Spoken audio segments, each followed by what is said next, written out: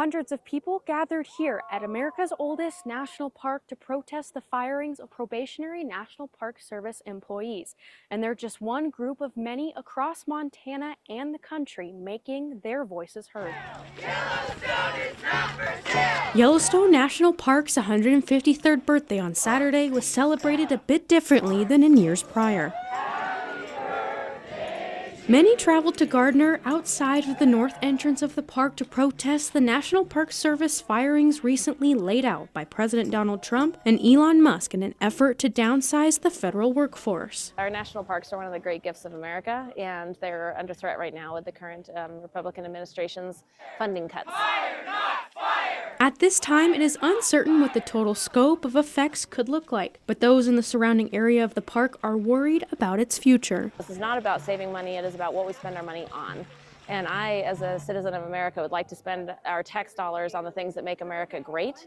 And in my mind, that is our national parks. There were 3,400 Forest Service employees laid off.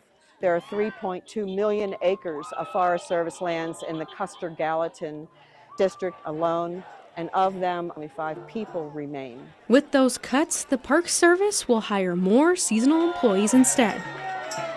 Seasonal positions cannot replace permanent positions and the wealth of knowledge and experience and expertise those people have. The display scene was just one of many in parks across the country on March 1st. But smaller communities are also speaking out in Montana. Public lands not for sale!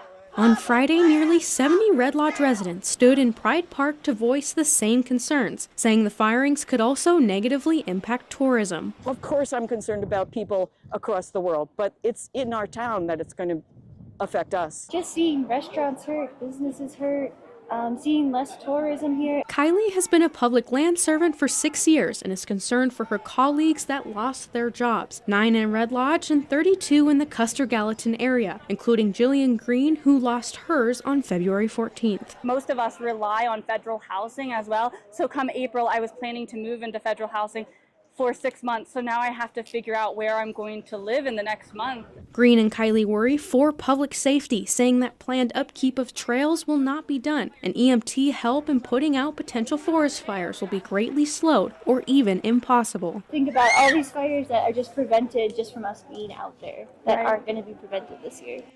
This week's protests could be just the beginning for public pushback against federal cuts. And that's what makes our country great, is our public lands,